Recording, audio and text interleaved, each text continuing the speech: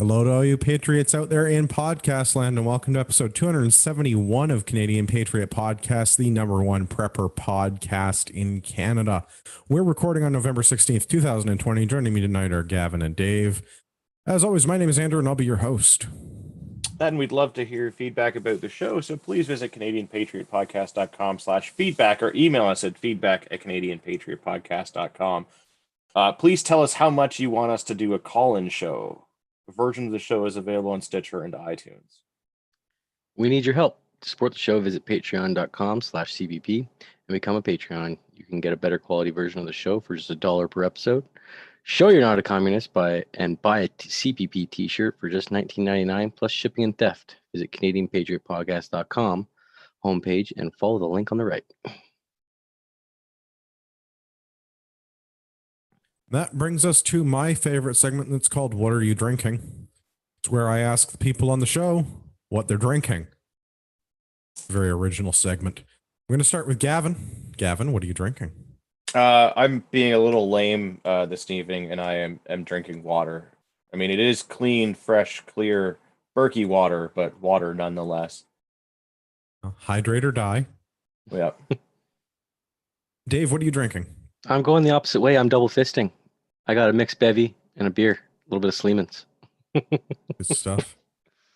I'm also having beer. More of the tasty milk chocolate stout from my very own brewery. It was quite delicious. But just having the one tonight. I'm trying to be a good boy. Fortunately for you, one is the size of 3 normal beers, but yeah. If you put it in one glass, it's one beer. Yeah. Man-sized pint. Okay, yeah. Get off them. Yeah. So it's like the scene from the first Lord of the Rings books. It's yes, we've had one. Yeah, it comes in pints. I'm getting one. Pints. Yeah. You've already had breakfast. Yes, we've had one. Anyways. All right. Also, Patriot Challenge. Do 5 things to be a better person. Exercise for 45 minutes. Practice a skill for 10 minutes. Read a book for 15 minutes. Drink your 2 liters of water like Gavin. And complete 1 task to improve your life. And if you're still on social media, unlike me, Or the grab show. a template from the website. or the show. I mean, the show still has a Facebook page that we have no admin access to. So that's fun. Grab the template, post it on your social media, complete the things, tell your friends, maybe have them listen to the show, see what they think. They can send Find out if feedback. they're good friends. Yeah. We're going to start a series on prepping on this show. I know we way back, once upon a time, at like episode 11, we tried to do some prepping.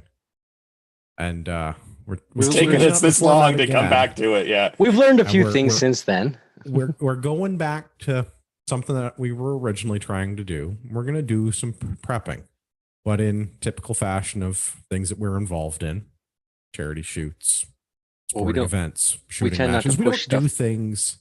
Yeah, we don't push things that we haven't done or that we don't believe in ourselves, right? It is kind of a thing. So Yeah. we're going to do a little partisan prepping. Yeah. We're starting what we preach. in no particular place, and we're starting with a fitness podcast. Yeah. That's right, because we talked about fitness early in Coronacation. We're going to talk about fitness more. We are Coronacation again. Well, as everybody enters phase 2 of the lockdown, where they have to continue to go to work if they're essential, like 90% of the workforce, and if you, I don't know, weave baskets professionally, then you don't have a job or something. Yeah, I don't know. I believe it's Corona phase 2 lockdown harder. It's the sequel. Like 2.1. Subsequent lockdown. Yeah. Version 2.2. Yeah. Beta. That may or may not happen. I don't know. Yeah, I don't know. Parts of Toronto are like in another lockdown again. Other parts of Ontario, apparently the testing is made up and the points don't matter. Yeah. I read it. Not that we're doing news, but I was reading a story the other day, and apparently there's a school board in Southern Ontario. I don't recall where, Waterloo region, maybe. Apparently there's a school board in Southern Ontario where some student, a student showed up to class, was suspected of having corona, got home, and apparently the entire class was reported as corona cases. So like 30 people. But as far as I know, like it was not actually a positive corona test. It was just like a suspect case. And then everyone that they went to school with was deemed a suspect case. Because now we are only talking about cases. We're not talking about like deaths or actual infections or anything. Yeah, because that doesn't matter. Hospitalizations. Yeah, we just want to keep everybody nice and scared with the big number. Yeah. Well, and I was kind of hoping that after the U.S. election that the scary corona thing would go away, but I guess they need to finish the U.S. election first. Yeah. The corona will end when the U.S. election ends. U.S. That's election goes on forever. Sometime next year. 2 weeks to flatten the curve. 8 months later, we're having an election. 3 days to count the ballots. 2 weeks later, we still don't know who won. Yeah. They actually released an official memo from the House of Representatives or whatever today saying there is no winner. So whatever the news is saying, whatever Biden's saying, it's not real. There's no winner. It's not official. Nothing's official. Fun times. Just a little FYI. It's not official until the orange man sings. Yeah. Or vacates, as it were. Possibly. All right, let's talk about rucking. We went out. We had a little adventure this weekend with some of our friends. If you're following Ragnarok on the Instagram, you already saw that we all went and tried to be a little more fit. Some of us had bigger backpacks than others. Some of us are perusing. We don't know which one we want to get. That's fair. That's a good way to do it. So, I guess we'll start with what is ruck marching. And I really like the definition for go ruck. I synonyms such as hell, hell on earth, not fun. No, that's not true. It's true. It's true. It's not. It's true that it is not true. I actually had lots of fun. I had a great time with you guys, and I usually do this by myself, but it was different doing it with a group of people. 100%. So I really like the definition that Go Ruck uses on their website for rucking. Walking with a weighted rucksack, aka a backpack. It implies action, energy, and purpose. Rucking requires strength, endurance, and character, and builds it too. That's a pretty good summation. Yeah, I concur. All right, podcast over. Finn. Fades to black and cursive writing. It says Finn. Yeah. I mean the elements and where you choose to ruck can also build those things, as well. Strength, endurance, and character. If you look at the background of behind Gavin, that was just a little snippet of the weather we were going through yesterday. Yeah. That was like the nice spot. That was like also, the 5 seconds of niceness we had yesterday. When people name parks, they sometimes lie. What was it named? I've totally forgot. Let's just throw OPSEC out the window here. We were all at Starkey Hills in the Guelph area, and hill is incorrect. Hills, plural, multiple times would be more accurate, because what was the tally? Like 80 staircases or something stupid? On 2 laps. 240 meters of elevation gain over 2 laps on a loop. Yeah. Roughly 2 miles. I mean, looking at the quick plot that I did of the trail on the internet, it looked like there was like a steep hill.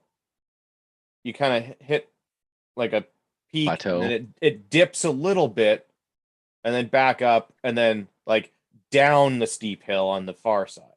That's what it looked like on the plotting that I did of the track. That was a lie. It was completely wrong. Yeah. Had it been life or death, we would be dead. We determined that was a lie. Yeah. Yes. There was definitely quite a bit more up and down than we had been led to believe. Nothing crazy, I didn't think it was that bad. Yeah, I mean, but it was couple hills were a little steep, but I mean, none of them were any more than would you say 30 feet worth of climbing at any given time? No, it was just a lot of them. It was. But no, it was definitely a fun day out. I mean, and good exercise. I mean, it's not anything that's like difficult, so pretty much anybody can do it. And you don't have to start out, you know, crazy like some people with, 60 pounds of sandbags in their backpack. Yeah. Some people. Regretting that decision Yeah. immediately. Yeah. Tell it on his face. Yeah, that first hill. So let's talk a little bit history with rucking. We'll talk about some of the things about why you might not want to bring a 60-pound sandbag for your first go round. This is a really old method of movement over terrain. Way back before we had vehicles and cavalry and all of that good stuff, you had to carry your crap around with you.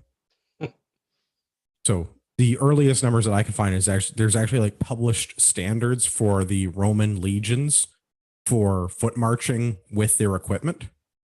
So it's based on like so many Roman miles in so many Roman summer hours. They have apparently, so I learned a thing while I was doing research for this episode. Apparently Romans had different lengths of time measurement because the hours in the day were measured from sunrise to sunset and then like divided into equal amounts. So as the amount of sunlight changes through the course of the year, the length of an hour also changes. I mean, it makes sense, but also that's not fair, how that but works. Yeah. I was gonna say fair, but inaccurate as fuck. But yeah. Yeah. So it's so many Roman miles over so many hours of summer hours on a given day. Standard would work. Yeah, that would have really sucked as the days got shorter. You had to march faster. Although I guess it's also getting colder, so you want to stay warm. If you got sent to Hadrian's Wall with the 9th Legion, and by the time you got to Britain and there's only 4 hours of sunlight, and you still had to make your like 8 statute miles or whatever, it'd be definitely running. Yeah. But what was it? So then, what was it? I don't remember what the standard was. That was just like the first published standard that I could find because I was looking to see like. And their armor weighed a lot more as far as like, they're all their, Yeah, but that was back when people were a heck of a lot stronger. That's right. And they all died at 40. Men and goats were scared. Yeah. They didn't exercise for fun. That was just life. Like, yeah, you were in the Roman Legion and here's your equipment. Either that or you're working the fields all day. Carry it and get to where you need to go or you're going to get flogged or thrown to the going to Germania to battle with barbarians. Also, we have to walk to Germania. So yeah, pitter patter. Hope you got your walking shoes. Yeah, your walking sandals. I think in that case. Yeah. Yes, modern. Bring your family and your wife so that you can have children who would be there to actually be old enough to fight alongside with you by the time the walking to where we're going is done. So a little bit more on the why and what for of this. We alluded to it a little bit for fun, a little bit for fitness in the modern context. And I think also the practical aspect of things. We're probably not walking from Rome to the Black Forest of Germania to do battle with barbarians, but being able to get across terrain on foot is a practical, relevant skill. Yeah. Cars don't always work. You might have to go somewhere. Also, being able to just walk around and be in reasonable shape. In our Rona filled world, this seems to be one thing that they can't take away from us. They can close all the gyms they want, but you can always throw a backpack on and go find a hill or go find a trail somewhere. Especially in Canada, anyways. And there's usually a trail close by in most towns. Maybe not downtown GTA, but even still, there's still stuff around. You can do some urban rucking and hike all the way up and down Yonge Street. Yeah, exactly. And there are parks, it may be small. So, just like we did yesterday, you're going to add laps, just make laps, and then, but yeah, it's something that we can keep doing, and throughout the winter as well. Just got to dress properly. Yeah, it doesn't take really much while doesn't you're take rucking. much to. Yeah, when you're rucking, you don't Pretty need good to once wear you a get lot to going. stay warm. You're warm. I mean, yesterday it was 80-kilometer-an-hour winds, and it was just above freezing basically most of the day.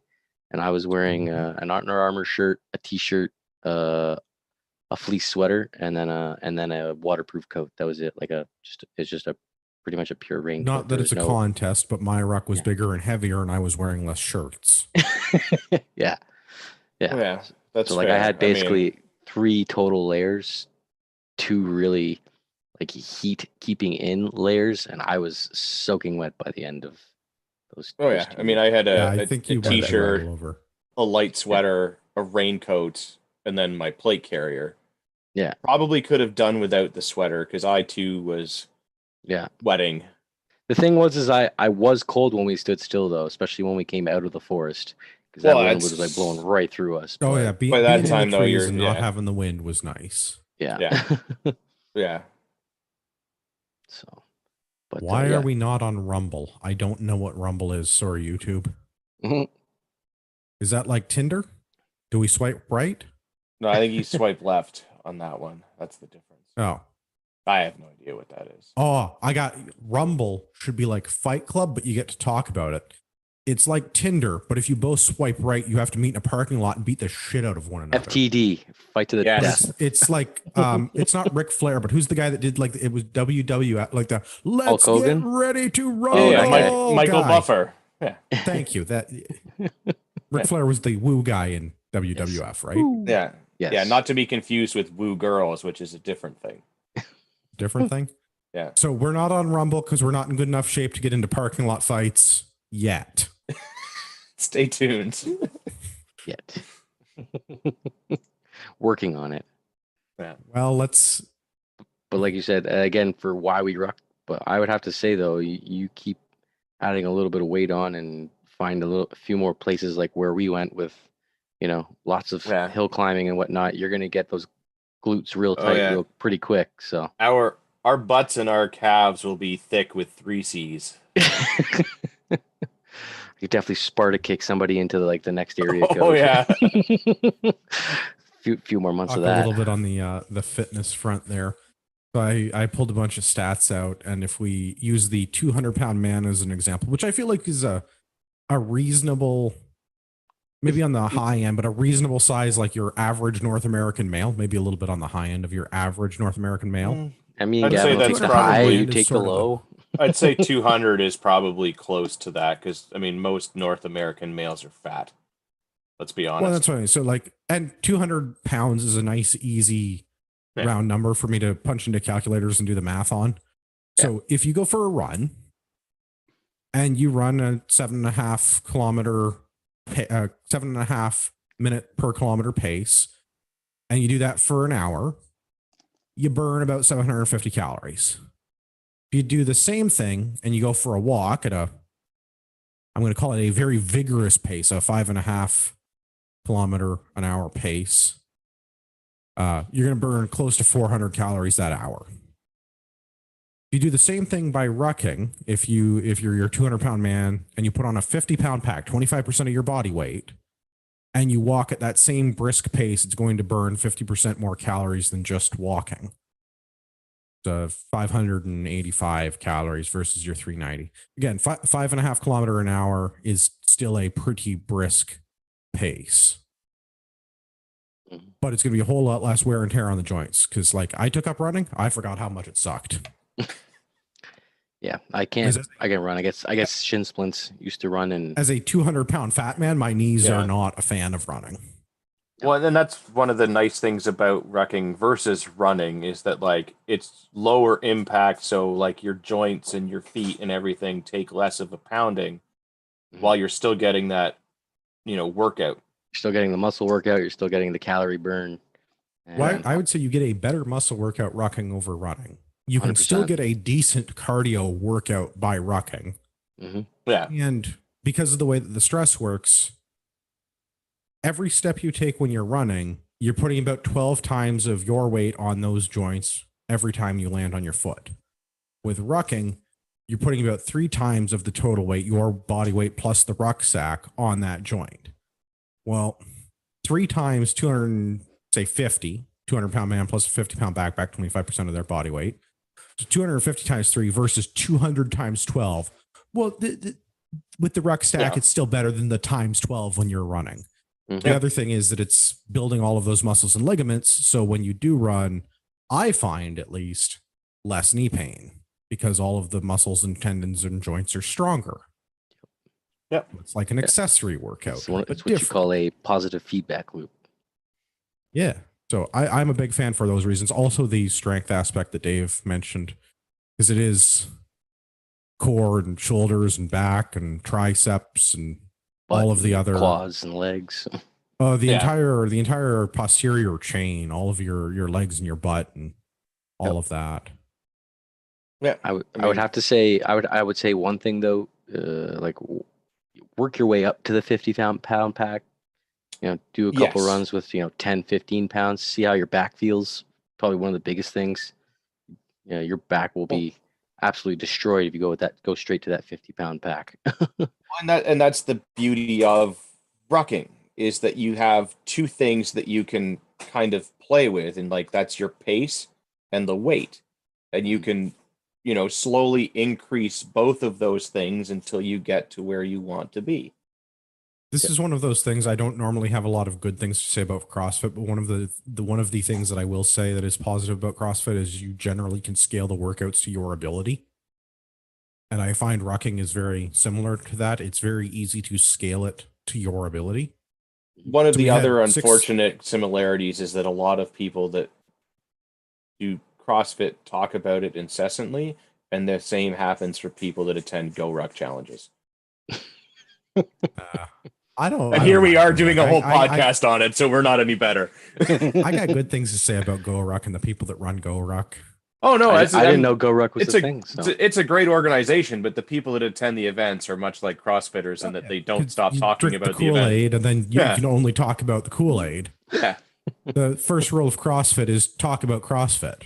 Yeah. And the first thing you do with Go Ruck is buy their backpack, go do the event, and then tell everyone how great the backpack and the event is, then buy their shoes, and so forth and so on. But no, it is a great organization. They do a lot of good stuff with the money that they raise. So before you go and throw your 50 pounds in a pack, we should probably talk about picking a rucksack. Well, I'm not even going to... Before we even pack this pack, let's figure out what kind of a pack it is. Which I think what you're putting in the pack is going to dictate in some way what it is. And I'm very interested in this because I still personally have not really picked a pack. I was just using a little Haley strategic pack yesterday with my water bladder in it and loaded maybe 15 pounds worth of stuff in it. Nothing crazy. But and I think that was one of the fun things. We had 6 guys from our regular group of our regular Ragnarok group out that we all shoot together and know one another, and very different levels of fitness amongst all of us, and very different selections in gear amongst all of us. Mm-hmm. So, I mean, part of this is definitely going to be what you want to carry in your rucksack. If it's going to be a practical application, or if you're literally just putting steel weights in it to have a thing to carry around, or if you're somebody that just has 30-pound sandbags in the back of his truck and he's going to use those. Yeah. Or if you're actually going to have, med supplies, food, water, clothing. And that's is it practical, or is it tactical, or is it bugging out, or is it camping? The Pat McNamara like 2-bag system? Because listen to some of Pat McNamara's podcasts. I think he might have had an article he might have written for Soft Rep, maybe for some not zine, but like a not particularly well-known tactical blog. And his theory is you should have 2 bags, a get home bag and a go kick somebody's ass bag, so that they serve slightly different purposes. Mm-hmm.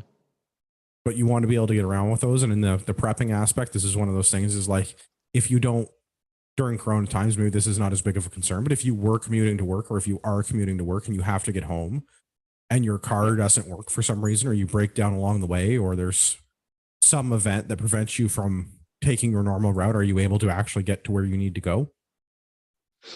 Having a backpack full of bricks in your car probably not going to be super helpful. having a backpack full of clothes and food and water and guns and ammo and all of those other things, those may come in handy. Well, that, and I mean, practicing with a similar pack of similar weight or the actual pack means that if and when that time comes, you can do the thing with that weight on your back, right? Like you could have all the right stuff in your backpack, but if it's, 80 pounds and you can't do that, well. Yeah, it's one thing to say that you have everything and that you are ready, but what happens when it comes to saying, there might be, fires, floods, something, and you actually need to put that backpack on, and you have, a day's hike ahead of you. Are you actually going to be able to do it, or are you going to be like gassed after the first 25 minutes because it's too heavy and you never actually put it on your back? And can you even pick it up? Yeah. Did you ever even put it on your back? So let's figure out how to select a rucksack for your particular use case, dear listener. A number of factors to consider. First and foremost, for most people, I think is going to be cost. Yep. Mm-hmm. Yes. Before all other factors, it's probably going to be a matter of what are you going to spend on this, and you don't need to spend a lot of money on a backpack. You can also spend a boatload of money on a backpack. You could spend a left arm and a leg. Yeah. Which will make rucking very difficult. It would be a little challenging. The second consideration after the cost is probably going to be the size, and this is going to be the determining factor, I think, for a lot of people, and this probably plays into the cost decision. How big of a bag do I need? How much stuff do I have to carry around? And there's two factors in the size aspect of that. There is the physical capacity, the dimensions of the bag, and also the ability of the bag to carry weight. How much stuff can I put in it? And how much does that stuff weigh? Putting 100 pounds of bricks in your JanSport school bag, probably not going to last very long. No, or be very comfortable. Right. But definitely doable, just probably not a good plan. Yeah. If you're on a budget, that will work, but there's better options. There are other options. There are probably better options. A few other minor considerations. Once you figured out how much you're spending and how much stuff you have to cart around with you, how you're going to organize your stuff, the pouches, pockets, and systems of organizations in those bags. Is it literally just a sack, or is it some sort of built-in organizer, or does it have MOLLE, or can you put pouches on it? Can you take pouches off of it? Does it go into part of another system that you have? Can you strap a little one onto a bigger one, and so on and so forth? Yeah, is there a big opening at the top? Is there an opening along the side so you can get to things at the bottom without having to take everything out of it? I mean, there's all kinds of factors for organization and how you put your stuff in it and where it holds the weight in the pack as well is important. Well, and as someone who is the collector of many bags of holding, I have many bags of holding. I too have a bag problem. I have a bag for everything. There's literally a bag. Except for rucking, apparently, Dave. Yeah. There are bags for everything because mission dictates equipment, right? Yeah. So my pistol range bag and my service rifle backpack are not the same, even though they're to go to the range to shoot guns. My work bag that I take around with me when I go to work and my get home bag that lives in my truck when I go to work are not the same bag. They don't serve the same purpose. And part of that is the organization of those bags because they serve different roles, or they're different sizes, or they're to carry different things in different ways. And part of that is the expansion or integration into other parts of your systems of organization. So if you have the 511 bags that stack 3 deep that you can put all together with the little expansion straps, cool.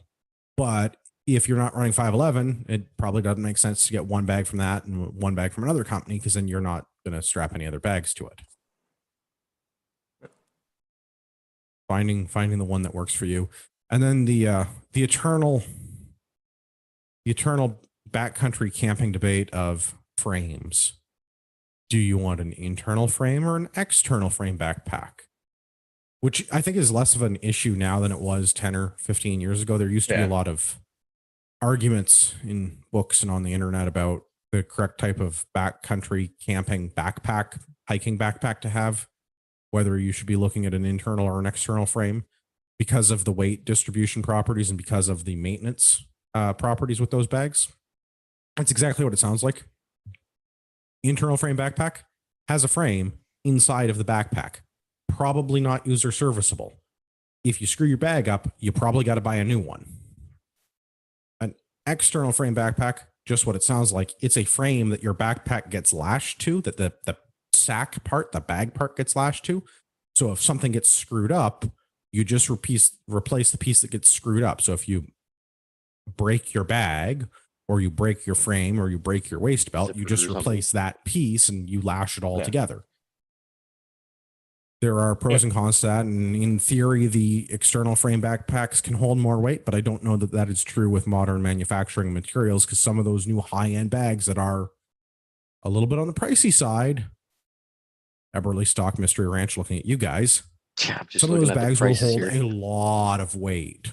Yep. And they're internal frame bags. You should be able to hold like an entire skid of gold bars for $700. But anyways. It should come with a gold bar for $700. Yeah. I mean, the downside to the external frame is you're going to have a lot of little fiddly straps and pieces to tie it all together. And, you know, if you have to assemble it yourself sometimes, which you do, it is a real pain in the butt. It certainly can be, and it depends on the bag. And I think that the external stuff is going away, but if you're looking at surplus stuff, it's probably a great option. Yeah. And a lot of surplus military bags are external because the military is hard on stuff and it's easy to replace single components versus replacing entire assemblies. Yeah. Even the modern military rucks are external frame still. They just make them out of plastic instead of aluminum or steel, like the old Alice packs or the 64 rucks in the Canadian military.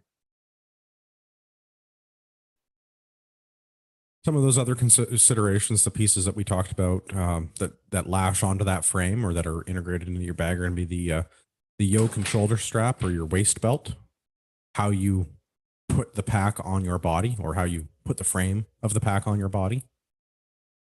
Different bags fit different people different ways. I like things that can be adjusted because people aren't all built the same way, but not all bag manufacturers believe that. So if you're exactly 5 foot 9 1/2 inches and 170 pounds and 12% body fat, it will fit you perfectly. And if you're literally any other dimensions, it doesn't fit quite right. Yeah. That is the one nice thing about the surplus frames, whether they're internal, external, they're very adjustable because one bag needs to fit many body types. You can adjust the spacing between, the hip belt and the yokes or your shoulder straps and all of that. If you're taller or shorter, which is, key to making that fit properly so that when you do have weight in it, the weight is distributed and supported equally, because it sucks when it's not. Not a fun time. I don't know that there's a way to figure that out for yourself as a person that has not bought a bevy of backpacks in the past. Yeah. This is one of those things that's probably, you want to go to a store, go to an outdoor store, a hiking store, a camping store, go to Sale, go to, I was going to say go to MEC, but maybe don't go to MEC because they're pretty terrible lately. MEC used to be cool, but go to an outdoor store and try a bunch of packs on, see what suits you, and then go and find some friends with backpacks and try theirs on and see what suits you. Yeah. And understand that your preferences and needs are probably going to change over time. Yeah. With everything else. And when you are going, don't be afraid to bring some sandbags with you to try on the pack and put some weight into it. Decent stores will have stuff like that on hand that you'll be able to stuff in there to get an idea of how your pack is supporting the weight on your body. Because again, that's super, super important. So have a look at those. We have, or I guess I have a list of suggested places to take a look for bags. And I've sort of broken it down in the I have a lot of money to I have no money order. And you probably, if you've got a lot of money, you probably want to go and check out Mystery Ranch If you have unit funding or if you have some other sort of agency funding, you definitely want to go check out Mystery Ranch and make sure you spend your entire budget. It's super easy to do. Also, Mystery Ranch makes some great stuff that integrates with armor carrier systems. They have bags that are specifically designed to be worn on top of plate carriers. So Mystery Ranch, good stuff. Their tri-zip bags come in a bunch of different sizes. They're cool. Eberly stock, also great bags. I run one of their small-ish bags. The half track pack. They also make a bunch of Eberly stock makes a bunch of bags that have got integrated rifle carriers and drag bags and things, and they're very much oriented to hunting and tactical users. Yeah, tune in to the back episode to hear all about how Tyler was using his to carry a rifle and got swatted in the parking lot. Yeah. Definitely an option. Yeah. Another quality bag manufacturer is GoRuck. Obviously, GoRuck has a stake in this because GoRuck organizes rucking events and challenges. Yeah. They also make their own line of gear. The one thing that I am not a fan of with the GoRuck bags is that they generally do not have the waist strap. I believe there's an option on some of the models for a waist strap, but generally they do not come with that. And for a heavyweight backpack, I would prefer that it had a waist strap. Yeah. So for those that don't know, the waist strap is used to put the weight on your hips, not on your shoulders, so that you've got the stronger muscles with the lower center of gravity carrying the bulk of the weight and not your shoulders, which get tired very quickly. Small muscles. Yes. In there. Well, you got to work those traps, bud. It's swole. There are other brand name and lesser brand name options. You start looking at First Tactical, 511, Condor, all of your companies that in Vietnam are trying to make 3-day assault packs is the keyword you want to use in the Amazon cart. Yeah. They're going to be smaller bags, variable sizes. They're sort of your tactical school bag backpack and things of that nature. Depending on what it is, it's going to be hit or miss. Some of the brands can be all right. 511 Rush series, pretty all right bags. Not terribly expensive. Maybe not the most durable, best built bag ever, but for a lighter weight, smaller bag, probably not going to do too badly for most people. I mean, I use 511 bags all the time. My daily work bag is a 511 bag, but it also only carries a couple pounds worth of stuff, not 50. Yeah. And it's going to the office. I want to put 50 in it. Not to the range. Yeah, that well, like one when of mine you does. I have a Rush 72 range bag that's great, and it carries rain gear and clothes and ammo and all of that stuff, but it's still only 15 or 20 pounds. Yeah, and when you are looking like when we say a waist belt, it's got to be more than just like a nylon strap with a cheap buckle. Not a 1-inch piece of webbing, an actual waist belt. Yeah, padded. It's fairly substantial. I mean, those little waist straps are good for your school bag, your book bag kind of a thing, where you want to keep the thing a little bit more secure and all that. But those are not going to really help you lift that weight. It's not you want to be the able nice to put it on your hips and trade it back and forth, because that's the other thing. If you have the waist belt, the hip belt, if you will, you can trade the weight back and forth between your shoulders and your weight to give things a rest. So you can adjust the straps as you're walking to rejig the weight a little bit to have it rest more on your hips. And then after a while, you can pick it back up on your shoulders again so that you can take some of that weight off of your hips and redistribute the load as you're moving. Yeah. It's really about load distribution. You want something beefy and padded to spread the load out over a large surface area, and you want it to be over your hips and over your shoulders. Yep. Beyond the new stuff and the Gucci stuff, there's also the surplus market, which is a great place to look for rucksacks because a lot of militaries, unsurprisingly, issue out rucksacks, which makes the surplus market awash with different kinds of rucksacks. A couple of good ones to look at. US model Alice pack is an older style pack, 62 liter pack, which is Fairly large. Yeah. And the newer US Molly pack, the large Molly pack is 65 liter. The medium pack, I think, is smaller. I mean, it is smaller. I don't recall how much smaller. The US Molly packs are also pretty good. And I believe those are plastic frame packs. Yes, they So are you're good. plastic external, and they fit over body armor. That's what I have. I have a medium and a large, and I've used those to travel all over the place, and they are super comfortable, super adjustable, and you can usually find them for a decent price. And if you can get them with all of the extra pieces, like the sustainment pouches and the butt pack, like it becomes quite a robust system with some nice options for additional pockets and organization if needed. Yeah, the US Molly, Molle, Molly pack stuff is generally pretty good. And it's been around long enough. The Alice pack is the older style. The Molly stuff has probably been around since the 90s now. So Yeah, you can probably get it in a number of camouflage flavors. yeah, you can get it in the gray color to blend in with your couch, and then the multicam. No M81 though. That would be an Alice pack. Too bad. Woodland camo is Yeah. peak aesthetic camo. Well, I mean it's God's plaid, so Canadian style, you're looking at probably a CF82 pack, part of the 82 series. It's a relatively small pack. It's only 45 liters.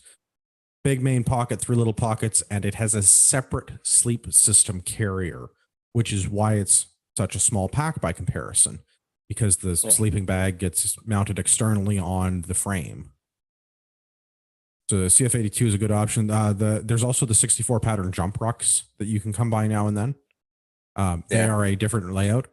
As the name would imply, it is a jump ruck. It is for parachuting. It may or may not make for a great backpack outside of that realm. I have heard lots of things from people that love their 64 pattern rucks, but most of those guys have also been paratroopers. So I feel like there's some bias. Yeah. If you I have a pretty mint condition 64 frame that I'm trying to build a ruck on. I just haven't finished because it's pricey because I'm getting all new components. But Wheeler or CP Gear makes pretty decent bags for the frame if you can find one, which update a lot of the things compared to like the original pattern sort of webbing that would go on the 64 ruck. So it will be a new take on an old thing.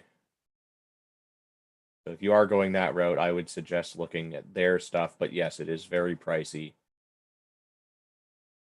And it will come in the relish camo. If that's your thing.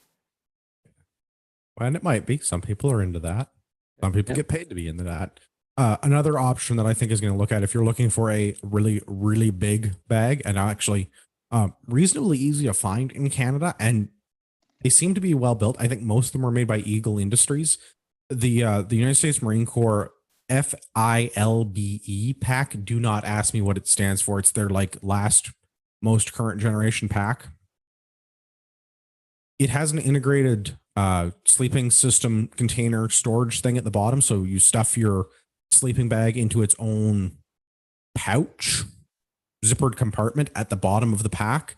But they're big. They are big packs, and they seem to be very well built, and they seem to be reasonably comfortable. So the USMC FILBE pack, and they seem to be not terribly hard to come by in Canada. A note on packing: if you haven't done a lot of backpacking or backcountry camping, this probably comes as news to you. There's a particular way to do this where the backpack will be more comfortable. The trick is to put the heavy thing between your shoulder blades as best as you can.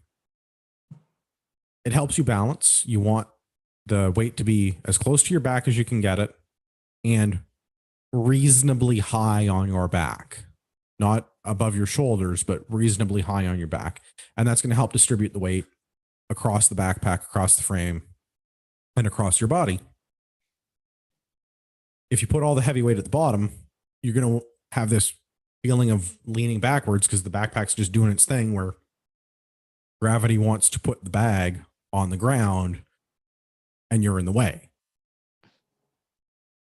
Also, if you're putting the weight all at the top, the pack will tend to become unstable as things shift around under the heavy weight.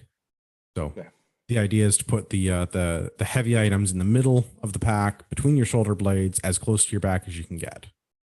And then outside of that, work your way out as best as you can. And there are going to be exceptions for that. So a lot of the time on the military surplus stuff, you see the sleeping bags are generally at the bottom or beneath the main pack, because sleeping bags are big and bulky, but also very light by comparison. Yeah.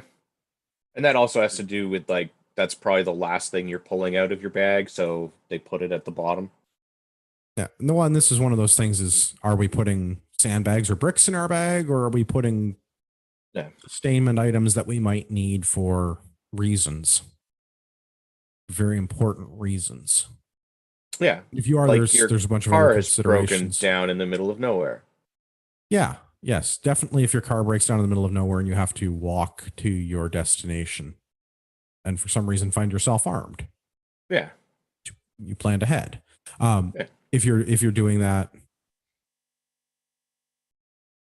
we'll come back to Brent Baker's YouTube question at the end of the show. Somebody remind me about that. Other packing stuff. If you're doing clothes, you should try to waterproof them. Ziploc bags to your friend. Contractor grade trash bags also work effectively. If you've got Gucci money, dry bags for canoeing or rafting, but they're heavy and they're kind of awkward, but they will keep your stuff dry. Yeah. For those that don't know, once you've packed all your clothes in them, like if you roll them, it helps. And then take the plastic bag and let all of the air out of it. Like, kind of like, spin it around and then like lean on it and let the air go out. Safe word. But don't let the air go back in, because air is not your friend when it comes to packing. And then it'll keep everything dry and compact. For your backpack systems that do have those compartments and pouches, you're going to want to figure out how to utilize that. If you're doing this professionally, somebody's probably telling you how to do this. If you're not doing it professionally, you have a team that you're working with, you maybe want to set this up so your stuff's all laid out more or less the same way. The other thing is trying to make things easy for yourself. Just putting your frequently used items at the top of the pack instead of at the bottom of the pack. Putting the stuff that you need last if you're, say, backcountry camping and hiking into your campsite or the place where Gavin goes to burn dry or damp cedar trees and then smell like cedar forever. The stuff that you need at the end when you get there at the bottom after camp setup, because you don't need it, but the stuff that you need sooner, closer to the top, depending on if you have a top loading or front loading pack, of course, there are different considerations. If you have a first aid kit, putting that at the bottom, probably not a great place for it, because you probably, if you need it, don't want to dump everything out to get to it. Yep. Probably mounted it externally with some sort of molly is the best way to do that if you can. I mean, I would put that on the outside where it's easy to get to. Yeah, that's just practical. my old backpacking pack, the top flap was actually, you could take it off as a waist pack as well for like, I've gone hiking, I've set up my stuff, and now I'm going for like a short day hike and I want a small bag. You can pull the top off it and turn it into a waist pack. That's where I kept my med kit. So it was at the top in the external pocket. And if I needed, I could take just that piece and go somewhere. It was very handy. On the topic of just starting out, if you're just getting into this, I will give you a pro tip for what to pack. I'm sure all of your clothes or your collection of bricks from the garden or sandbags if you're making or buying them, or old weights if you can find any on Kijiji in the pandemic, because there doesn't seem to be any weights available for purchase any longer. Or a bag of rice or flour or sugar. Well, my pro tip is going to be use water. That works too. You probably have a water bottle. If you're like me, you have several water bottles. You probably have a Camelback. And if you don't, you want to get a Camelback. Or I say Camelback the same way I say Kleenex, like the name brand. Yeah, you want a bladder that's holding lots of water, because you're going to be thirsty on this ruck. You want a quality one. So not like a wish.com one, but like a quality one of any of the quality brands. So So my pro tip with this is to just use water as a weight. 1 liter of water works out to be about almost exactly, for some reason, 1 kilogram. It's weird how the metric system's like that in Canada. Yeah. Great. It's almost like they The built other- everything around each other. The other advantage to using water is if you overpacked it, it's super easy to dump it out and no one is going to be mad. You're also just not drinking. throwing your 50-pound. Well, then the water's just inside you. You've just redistributed the weight. You've communismed the water. Well, then you can take a leak and Yeah, okay. Eventually, then you It's can good get for rid you. of the water and it's recycling. Mm. But I don't think anybody's going to be super mad if you're walking, like if you dump it in the gutter or on somebody's lawn or you're out in No. nature, no one's going to even notice. But if you discard your 50-pound dumbbell weight, yeah, people will notice. Or brick. You just people leave your might brick. notice and take offense.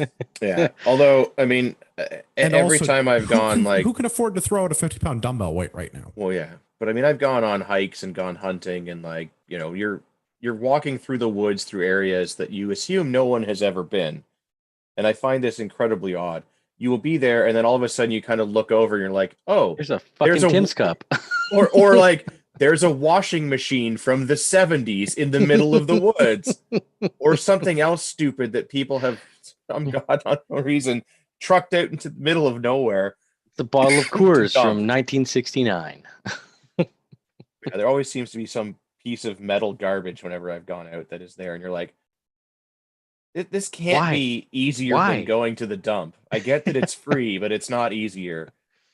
Why wouldn't you just throw this at the side of the road? Not that I'm condoning that kind of nonsense behavior, but At least someone else could Better find than it, driving it throw out it into out. the middle of the woods and throwing it out. Yeah. yeah.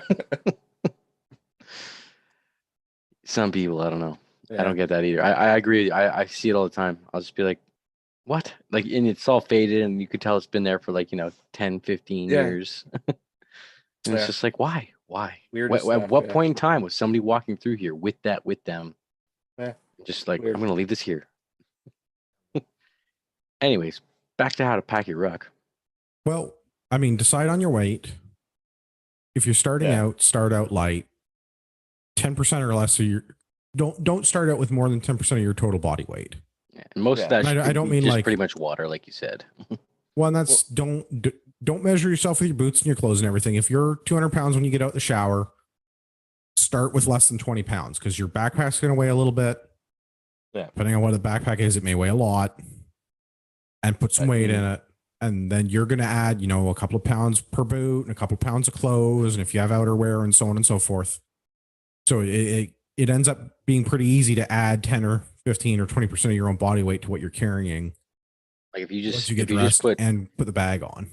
like if you have like a 2 liter a 2 liter bladder, a first aid kit, and a couple snack bars, there's 10 pounds, and then you got your boots and your clothes, you're at 15. So Right. So Yeah. start light, work your way up. And try to use, like, water is great, especially if it's in a bladder or other things that are pliable but still have weight.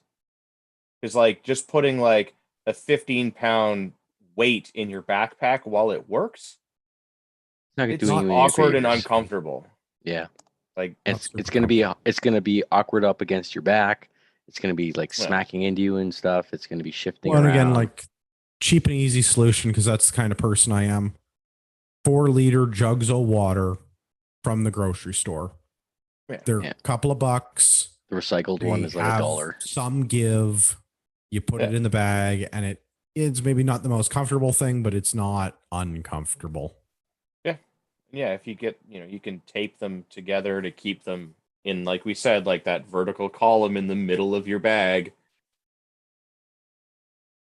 Yeah, that You get that's a good, my pro tip on starting, and Yeah. just good every bags will time you have go, compression straps to keep it all secure and steady. assuming you're doing this regularly, and we'll talk about what regularly is in a minute. Assuming you're doing this regularly, you add a couple of pounds every time you go till you hit whatever your target weight is. And I would say for your average, not competitive, not go rucking person, somebody who is in reasonably good shape, somebody who's trying to be in reasonably good shape, 25% of your total body weight is probably a good number to aim for. probably a good target. You can definitely go heavier than that, but you're also going to be way ahead of a lot of people in the zombie apocalypse when you're at 25% of your body weight that you're carrying around and they're at 0 and have nothing because they failed to prepare. They had to like leave it on the side of the road because they couldn't hack it any longer.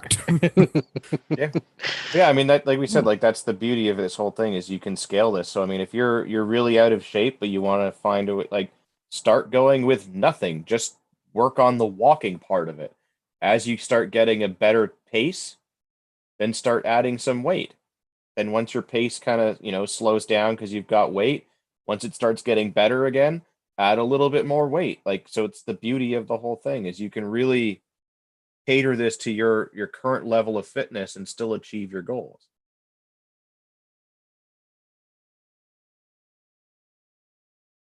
So let's get into the mechanics of how to actually do this. We've got our ruck picked out. We've got our surplus piece of equipment that we can't pronounce because it's got Cyrillic writing on it. We've got our bottles of water. A bar. We've got our power bar. We're going to go out. We're going to actually do the mechanics of rucking. But I'm not actually even going to talk about the mechanics of it. I'm going to talk about getting ready for it. Preparation is key. As with most things, preparation is key. Dry feet or happy feet. Start with that. Good boots and good wool or equivalent socks. This is not the time to break out the penny loafers or the flip flops or anything of that nature. A good pair of outdoors boots and a good pair of socks. You want some like North Face hiking boots or some Loas if you want to go more tactical, something like that. Well, and something that is meant for hiking or athletic stuff. Because like if you're like, here's my combat boots, probably not a great idea. No. Maybe depends on the combat boot. Well, the biggest thing I can say is they need to fit you properly. That's more the big modern thing. ones will be fine, but like leather, old school, steel toe, like Garrison boots, probably not the greatest thing for rucking.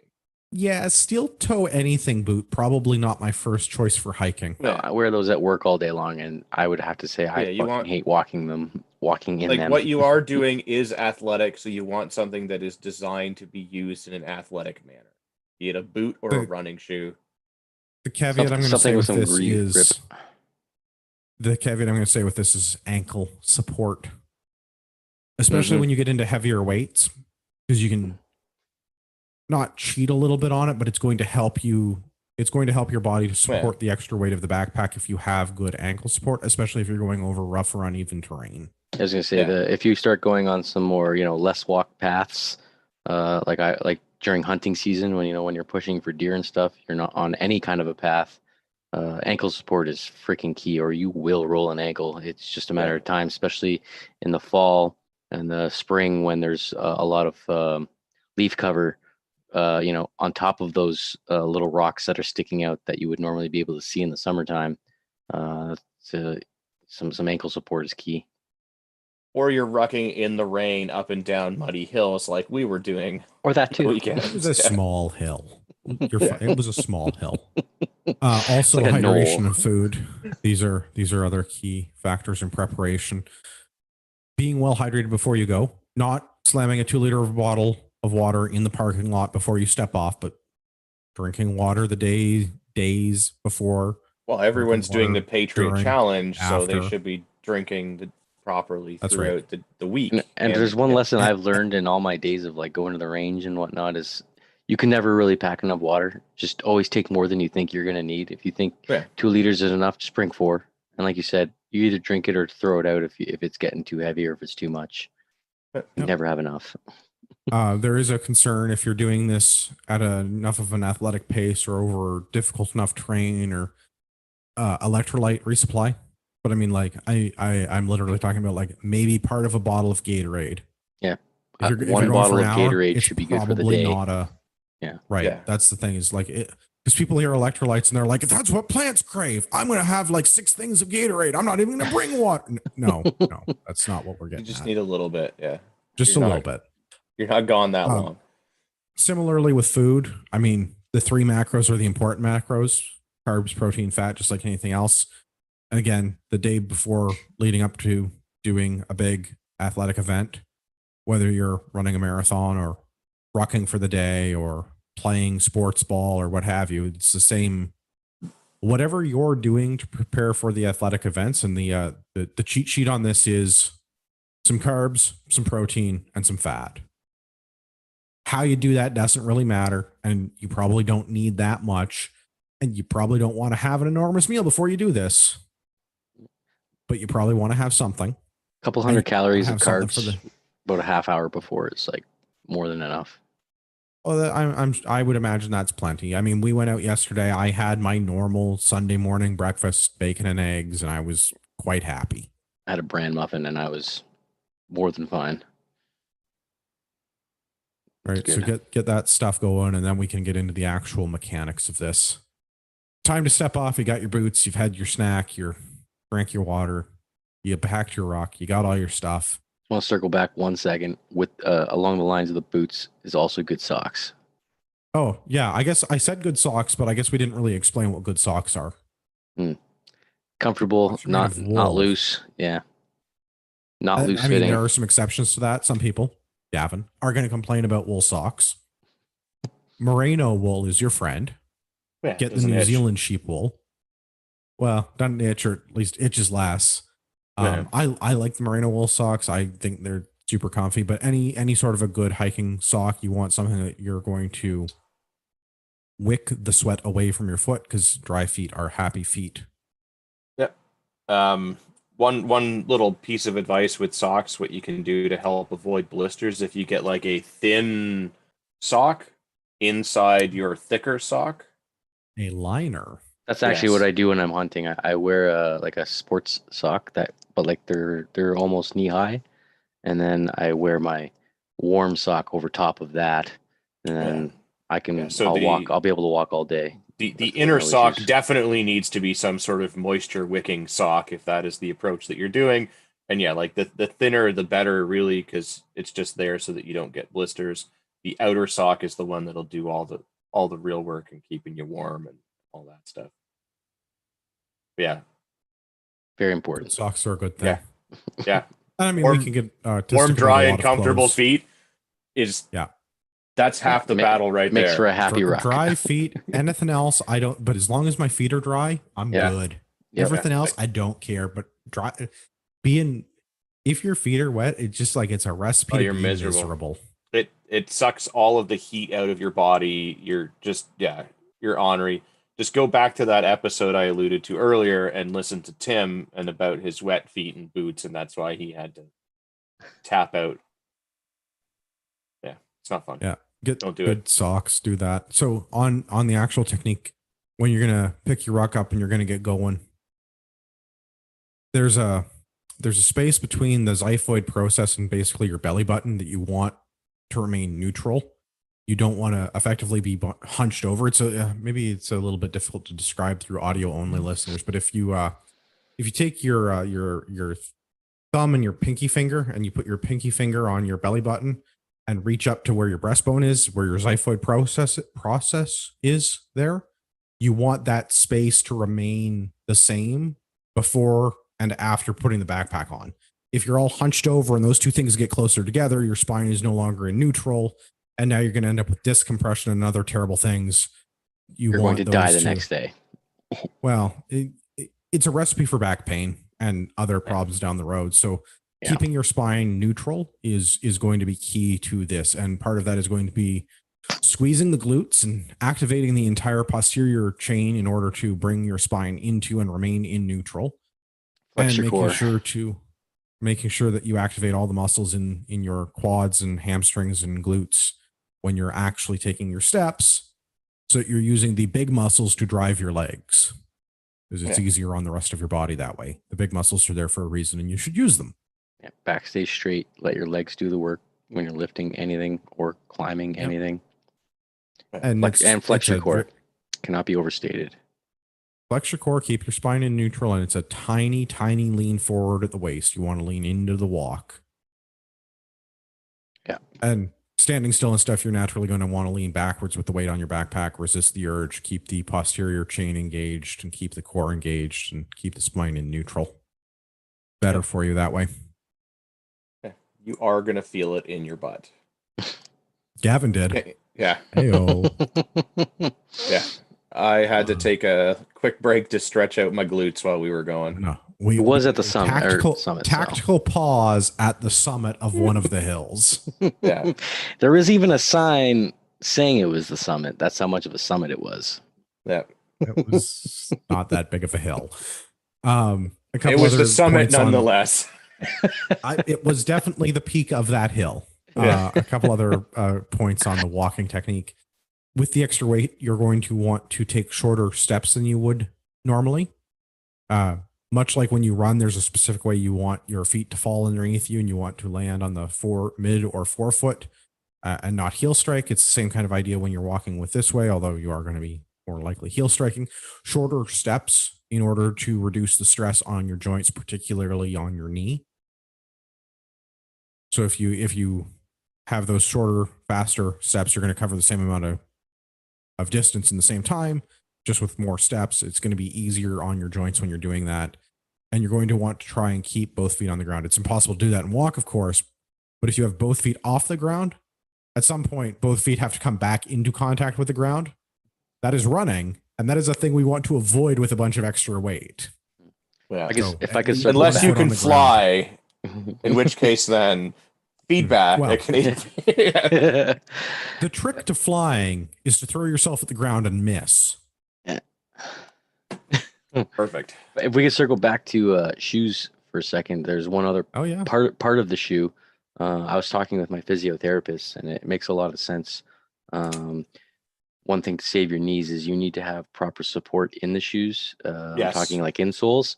A lot of people in our generation are suffering from runner's knee, and that's usually due to collapsing arches in the foot. And the reason why that's happening is because people growing up as kids are all wearing those skateboard shoes, which are freaking terrible, with no arch support, and they're fucking terrible. And so you lose your arch.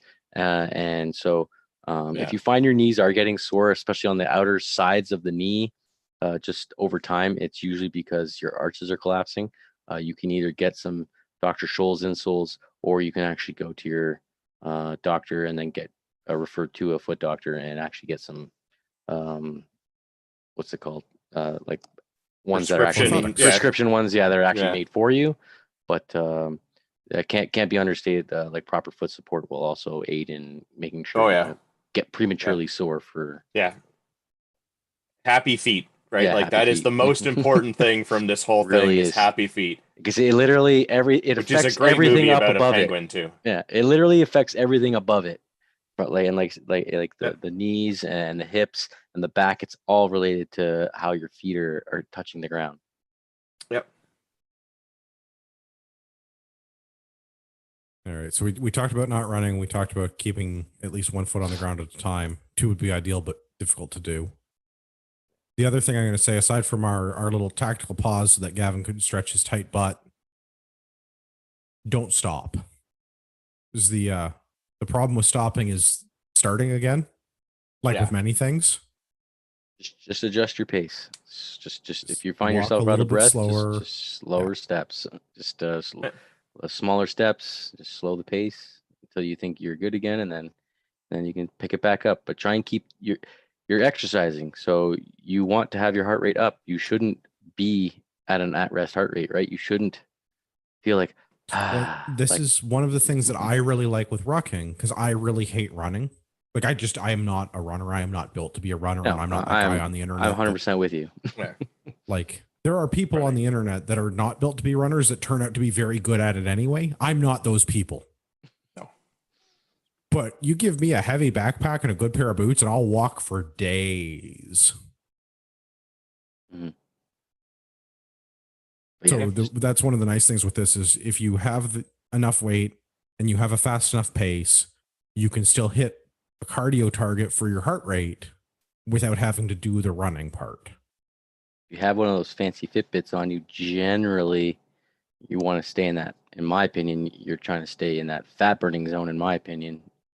So you're at that, the 120 to 135 beats per minute, depending on your, age, weight, and size. But if you want to do cardio, you're going to go up above that. But if you don't know how to figure out your heart rate zone, I mean, Google's your friend, but it's like your age, take your age from 180 and that's your max heart rate. And then take 50% of that. And that's the bottom end of the fat burning zone. 70% from that's the beginning of the cardio zone, somewhere in there. Go look up actual numbers. I'm doing this off the top of my head. That's not medical advice. Talk to a physician before you do these things, figure out what is safe for you and so forth. But like, I can walk fast enough with enough weight that I can hit cardio numbers without having to run. And that makes me happy because running does not make me happy. Makes nothing in the body happy. Well, unlike running, this is another, well, or maybe it is like running. I don't know how you guys are not runners. Like I'm not a runner. How often do you run? How often does a runner run? What is this running thing that you keep talking? How often does a person who likes running run? Well, I don't know. That's the. I mean, people who run, I see them out every morning. You know what I mean? And it's just like, well, that's what I mean. crazy. There's lots of people that run daily. Yeah, and it's like lots of people that I think like were like me, where you can run every couple of days because that's what I do. Yeah, they look a little tired, like they hate life a lot, but they're doing it because they know it's good for them. Yeah, running. When you're just like, but they're doing it anyways. I would say for rucking, it is not something I would recommend to do on a daily basis. Not that you couldn't do it, but I think it's one of those things that you definitely want to work up doing regularly. And much like starting with lightweight, you probably want to start at a very infrequent interval, like once, maybe twice a week when you're starting out, because you're going to be putting a bunch of extra stress and strain on joints and ligaments and muscles that may not be receiving. I've not gotten attention in a while. The workout that they need to be able to do this on a daily basis, because you are going to get fun things like tendonitis or ligament pain or shin splints or delayed onset muscle soreness or so on and so forth. So once, ease into it, maybe twice a week, work your way up with the frequency, just like working your way up with the speed or the weight or the distance. And on that note, I think a reasonable amount of time to start for somebody that's new to this, the first time you're going, you should probably be already able to walk a comfortable length of time at a comfortable pace before you start doing this with a backpack. And then you're going to do a little bit with a backpack. Like if you can go for a 5 or a 6K walk in an hour, you can probably go for like a 20 or a 30-minute rucksack walk with like a 10% of your own body weight in your bag, and you're probably going to be fine. But you're going to want to slowly increase that, build up the weight, the total distance, or the pace as your body gets adjusted to the exercise. Because it's exercise. It's just like lifting weights in the gym or running or playing soccer or anything like that. It's not something you can just go out and most people are not going to naturally be good at. It's a thing you're going to have to practice and work on. Yep. So just don't do too much, too fast, too heavy, too far. Yeah, and then so that you hate your life and never want to do it again. Yeah, you will pay for it after. Yeah. I mean, there have been days where I'll do a big rucksack on day 1, and then day 2 I'll feel pretty good, and I'll do another one, and then day 3 I can't feel my legs. Or your back is like completely locked up. Stuff. Yeah. So for me, it's often my back. Like usually a day late. It's not even the day after. It's like 2 days later, and it's like, oh God, that's really tight, or that it's like a tight, really bad pain, and it's like, what? Why is it like that? And then I think about what I was doing earlier, a day or two ago. I was like, oh yeah, that's what I was doing. Yep. And now I'm paying for it. Oh, I know. I mean, I'm feeling it a little today because I didn't stretch before we started, which is also kind of important to do. Stretching cannot be understated as well. Very important. Yeah. Just get the blood flowing. Got there a little late. Wanted to get going. Didn't stretch. So, I mean, I'm fine. I survived. Yeah, had to stretch a little en route because we did one lap and then getting up that next minor hill, according to Andrew, tweaked the glutes just a little. Hill. And then, yeah. So I'm feeling it in my calves a little today from the ridiculous amount of stair climbing that we basically did. But I mean, I'm fine, and like it didn't stop me from doing anything today. But I mean, I certainly feel it. That's fair. Well, I'll give you some things to work on the days that you're not rucking, because the assumption is you're already walking reasonable distances and are in reasonable enough shape. This sounds like something you want to try and pick up. maybe you're not running, or maybe you're like me and you don't like running. So there are other accessory workouts you can do in your not rucking days to be better at this if you want to be better at rucking for reasons that may become apparent in the future. Some of these accessory workouts are some of my favorite and also least favorite things to do in a gym. Squats, love squats. Lunges. Lunges, not my favorite. Not my favorite, but they get the butt tight. Oh, they effective, but I don't like doing them. No, you gotta be careful with those too. You do a few too many lunges, and you are going to be paying for it almost instantly. Actually, when it comes to lunges. Yeah, deadlifts, another good one. Big Olympic style lift that I enjoy. And if you have access to the machines and you're going to a gym and your gym's not been shut down because you live in Toronto and it's Corona, leg presses and leg curls also good options. So I would work on the big three: the squats, the deadlifts, and the lunges. And if you've got the equipment, leg presses, leg curls. Stay away from the extensions. So. If you got bad knees, stay away from the extensions. Though they're very hard on the knees. Just stick with pressing and squatting. I feel like that's really a reasonable thing to do. So add some leg days to your gym routine. Doesn't hurt, and you'll look good. You should already have leg days. You should already have a leg day, bro, or else Yeah. And if everybody skips leg day, and skipping leg day and rucking don't really match up. Never a fan. I always loved leg day. Yeah, there are other ways to work on your cardio too that aren't running. You can cycle, you can jump rope, which is actually a pretty decent one. Little high impact on the knees, but you can get a pretty decent cardio workout in a short period of time compared to some of the other things.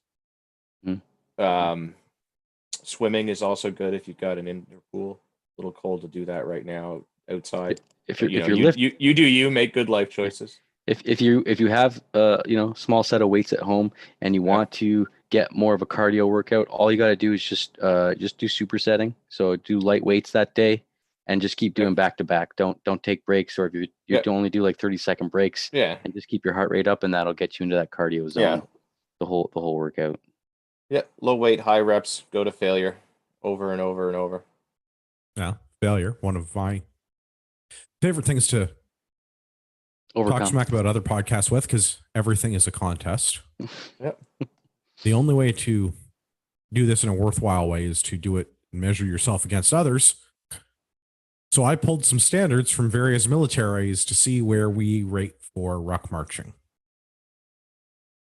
So we've talked about some of these before, like with Coronation. I've brought up the CSOR, Canadian Special Operations Regiment modified ruck march standards. I also pulled up a couple others that we can go through quickly. So in the U.S. Army, in order to earn your Expert Infantryman badge, your EIB, you have to obviously be an infantryman, but you have to complete a 12-mile ruck march in less than 3 hours with what the American Army calls a fighting load, which is 70 pounds. And there's a table in FM 21 TAC 18, Field Manual 21 TAC 18, called Foot Marches, that explains a table of equipment that you need in order to have a fighting load. And it works out to 70 pounds worth of equipment. 31 kilos for those Canadian listeners that don't want to do the math. So I feel like that's a pretty impressive amount of weight. Mm-hmm. Yeah, that is not a small amount of weight. But it is also not remarkably fast. It's 3 hours. Right. Compare that to the British Army annual fitness test, which varies by trade. Their full combat gear load varies by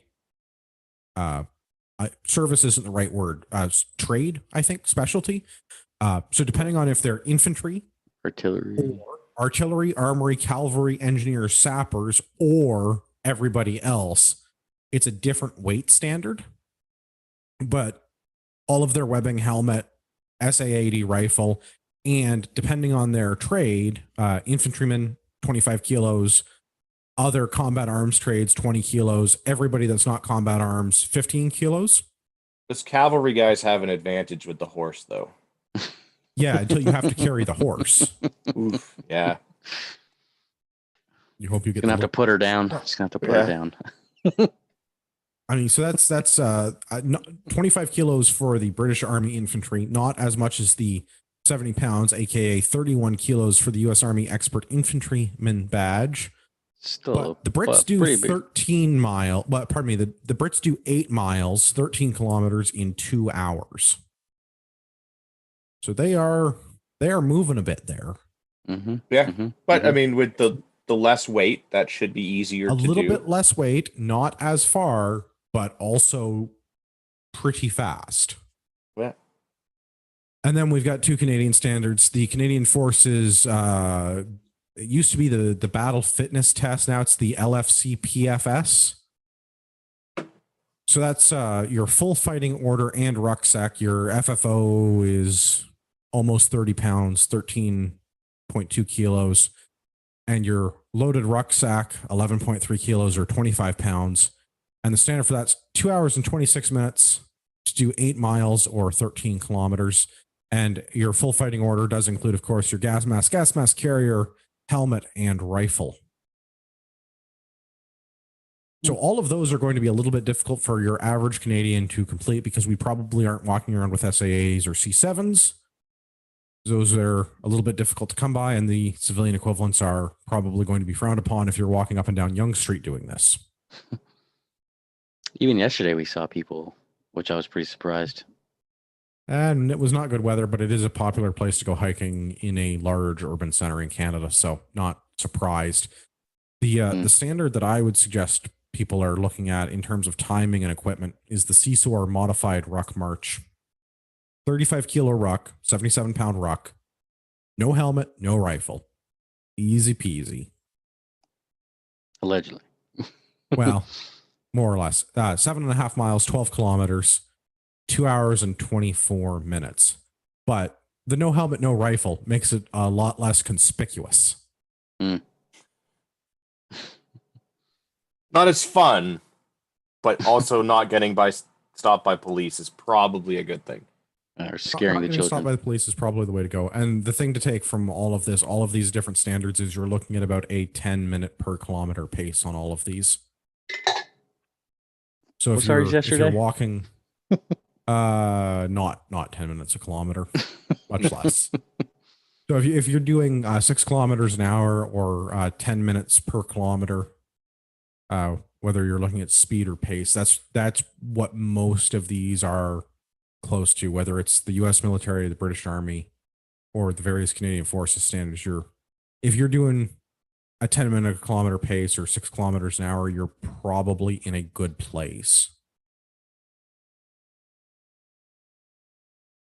You'll be able to get through that okay. Mm-hmm. I think we have a lot else. I was gonna say I don't think you really need to aim for this. This is just kind of everything's a contest. Something to gauge yourself by. But I mean, obviously, if you can do this, great for you. But yeah. Well, and that's kind of the thing is like, don't go out with a 77-pound rucksack and measure out a 12-kilometer road course and go and try and do it in 2 hours and 24 minutes. Yeah, it's probably a recipe for disaster. But go measure out your 12-kilometer distance and see if you can go walk 12 kilometers and see how long it takes you. Yeah. Or and then just try and improve your timer on for 2 hours and 24 minutes and see how far you get. And then you're just trying to improve from there. That's it. From. Either increase weight or reduce time. Right. Figure out what you're working on. Figure out what you were doing yesterday. Find a way to be a better person tomorrow. And also, unlike some podcasts, Slamfire, everything is a contest. And in order for it to be a contest, you have to be able to measure success. Metrics, baby. Yeah. All about the metrics. So when are we challenging them to a ruck off? Yes. We will win that now. We don't even have to train for that. I've also got some other stuff in the show notes that listeners may find helpful if they are seeking some more information. There's a good article on the art of manliness. There's a bunch of websites about this, like Ruck for Miles and Go Ruck. Both have great sets of tips. And Sofleet has fantastic programming and descriptions on their YouTube channel of how to do all of these things by actual professional soldiers, not a bunch of drunkards on the internet. We're just pointing you in the right direction. That's what we do. That's right. Trying to provide adequate motivation. That's it. We should address Brent Barker's comment on the YouTube. Not terribly related to this, but since body armor is a valid weight and it's a thing that you might want to practice wearing and moving around in, the legality of wearing and buying body armor in Canada. I think other than Halifax, it doesn't matter, right? No, there's a few places it does. So that's the thing. It matters by province. And it matters differently by province. So in Canada, generally speaking, it is permissible to buy and wear body armor. Ragnarok. Yeah. Well, if you're going to buy body armor, buy it from us, ragnaroktactical.ca. Use a discount code Patriot at checkout. $10 flat rate shipping, and body armor does tend to weigh a bit. So you're coming out ahead on that deal. Mm-hmm. You're literally taking food out of my son's mouth, but that's fine. We want you protected. Right. Well, I mean, the profit from selling the plates basically just goes towards his college fund. So, I mean, pros and cons, right? The plates are not generally the lightest thing ever to ship. It's not like shipping a t-shirt. Plates tend to have a bit of weight behind them. Usually somewhere in the what makes them 7 to 10 good, pound range. Good for wrecking. Yeah, works fine. Gavin wore his when we went out this weekend. They seemed effective. Yeah, it's roughly 15-ish pounds for my carrier with the plates and my water and everything. So each province is different. Do not quote me on this because I'm going from memory. Nova Scotia, it is now illegal for non-government agents, security guards, or paramedics to be in possession of body armor. So I believe you need to be a police officer, some agent of the state, or in one of the approved civilian trades like security guard or paramedic that they have an exemption for in their legislation. In Alberta, you need a body armor license or another exemption certificate like a PAL. So in Alberta, as long as you have a firearms license or a security guard license or a body armor permit, you're good. And I believe the same is true of BC. There are other provinces, Ontario, Quebec, and Saskatchewan, that are entirely unregulated. Literally anyone can have it, and there's no special criteria around that.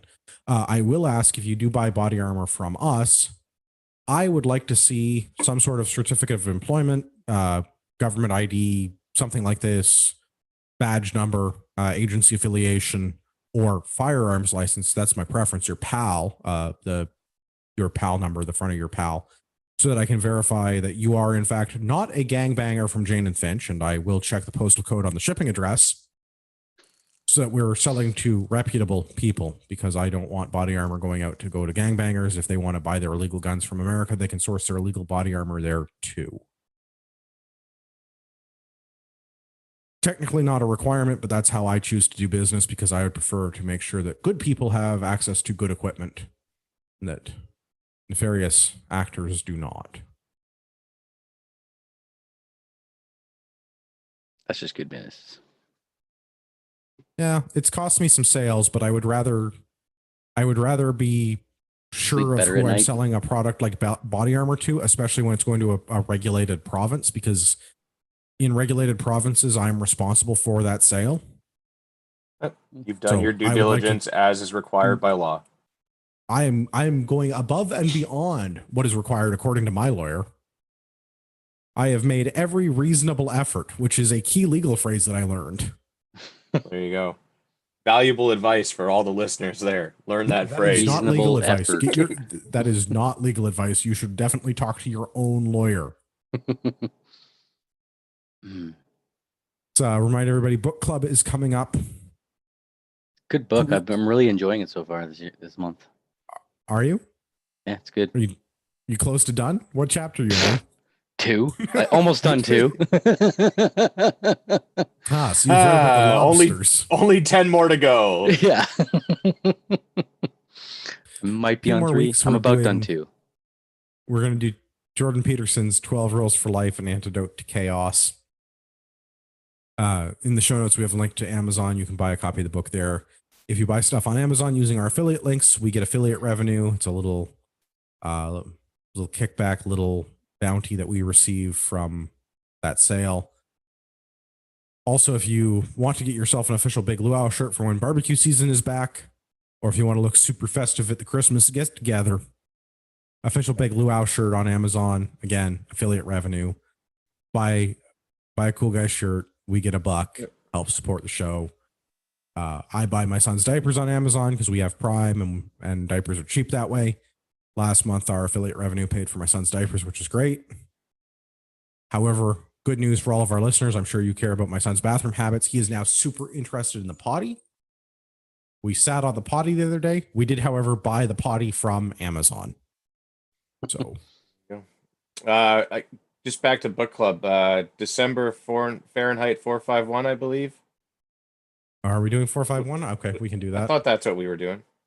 Just to give people some, for those of you that have already finished 12 Rules of Life and want to get started on the next month. Well, thankfully for me, one guy who's. I'm just going to read the 12 cliff rules notes because I remember reading it in high school. So yeah, and then I believe January we're going to go Jocko. Freedom equals discipline. Discipline equals freedom. That one. One of those. The new me, new you, new whatever year bullshit. New me, new you, new year. Same Jocko. Okay. Yeah. Jiu-jitsu. Yeah. Get after it and all that. Yeah. Yeah, no, you're right. December is Fahrenheit 451. January is discipline equals freedom. Yeah. So links to those will be found in the show notes. Gavin, where can everybody find you on the internet? You can find me back on the gram, Urbex GTA, all one word. And Dave, where can everybody stay in touch with you? also on the grams, Diesel6223. I'm still suffering from the unpersoning. Very, very unfair and upsetting unpersoning. But Ragnarok Tactical Canada still on the Instagram, all one word, just like it sounds, Ragnarok Tactical Canada. You can see what we're doing. You can see what the company's up to. You can see what my friends have been doing because cross-posting and tagging and stuff. The podcast social media is effectively dead. I'm probably not bringing the Instagram back because I don't have the time to keep track of another thing. And we don't own the Facebook page anymore, and I don't know how to get it back. So, yeah. Stand by to stand by. Yeah. We would like your feedback. Well, you cannot interact with us on social media for the podcast. You can send us your hate mail. I would love to get some feedback at CanadianPatriotPodcast.com. Let us know what you think. Let us know about what you think I think about backpacks or socks or boots. Because I have a lot to say on those subjects, it seems. Yeah, it was a pretty lengthy show. Yeah. A good chunk of this show was about feet. So that could probably get some weird comments off the internet. We could probably do another show just on shoes. Our OnlyFans to get more details about our feet. Sneak peek. That's what they call a teaser.